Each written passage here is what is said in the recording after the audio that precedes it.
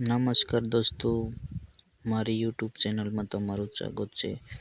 તો ચેતર વસાવા લારી ગલ્લા હટાવી દીધા હતા, એના માટે આજે પાછા ફરીથી મીડિયાના સામે આવ્યા છે। તો શું કીધું આ વિડીયોમાં તમને સાંભળવા મળશે, જોવા મળશે, તો વિડીયો પૂરો જોજો।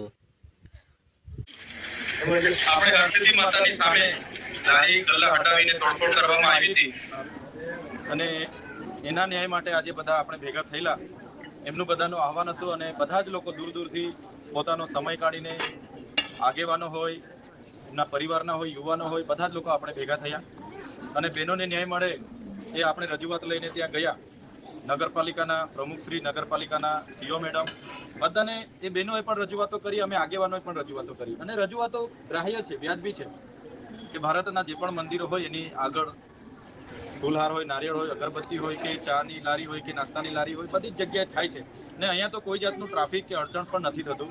આ લોકો 20 વર્ષથી ધંધો કરે છે, ક્યારેય ચોરીનો બનાવ પણ નથી બન્યો, કોઈની હેરાનગતિનો બનાવ નથી બન્યો, કોઈની છેડતીનો બનાવ નથી બન્યો કે કોઈની મજાક મસ્તીનો બનાવ નથી બન્યો કે કોઈની સાથે 2 નંબરનો ઇનલીગલી માલ વેચતા હોય એવું પણ નથી બન્યું। ત્યારે 20 વર્ષથી ધંધો કરનારને એકાએક હટાવી દીધા એટલે એમની મદદે આપણે બધા આવ્યા હતા અને આપણી બધાની સહકારથી એ બહેનોને ન્યાય મળે એ ઉદ્દેશથી આપણે આવ્યા અને આપણને અહીંથી બાહેધરી એવી આપી છે કે ત્યાં પેઇન્ટિંગનું કામ હમણાં 2 દિવસમાં કરવાના છે, પાટા પાડવાના, કલર કરવાનો અને લારીઓ વ્યવસ્થિત જે લોકો હતા એમને બધાને ત્યાં અમે મૂકવા દઈશું। ગુરુવાર સુધી એમણે કીધું છે કે ગુરુવાર સુધીમાં જે લારી ગલ્લા જ્યાં હતા ત્યાં અમે મૂકવા દઈશું અને બીજી બાહેધરી એમનો જે કંઈ સામાન હતો, જે સામાન લારીઓ અહીંયા જમા લીધું હતું એ પણ એમને આપી દેવાની એમણે માહિતી આપણને બાહેધરી આપી છે।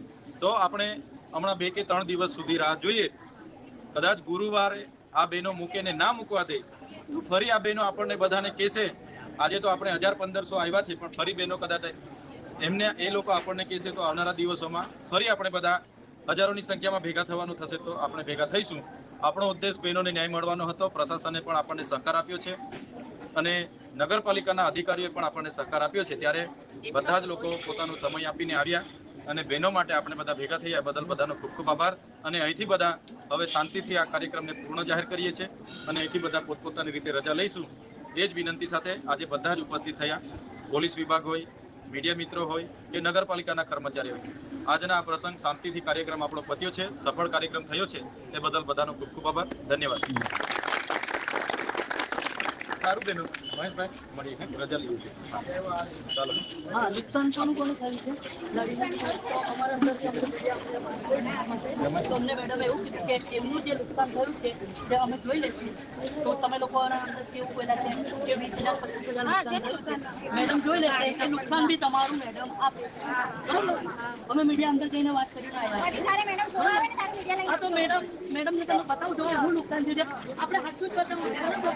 કોઈ બી તો દોસ્તો, વિડીયો જોઈ લીધો હોય તો જો કેવો લાગ્યો વિડીયો, સારો લાગ્યો હોય તો કોમેન્ટ, શેર કરજો, સબસ્ક્રાઈબ કરજો ચેનલને, તમારા દોસ્તોને શેર કરી દેજો।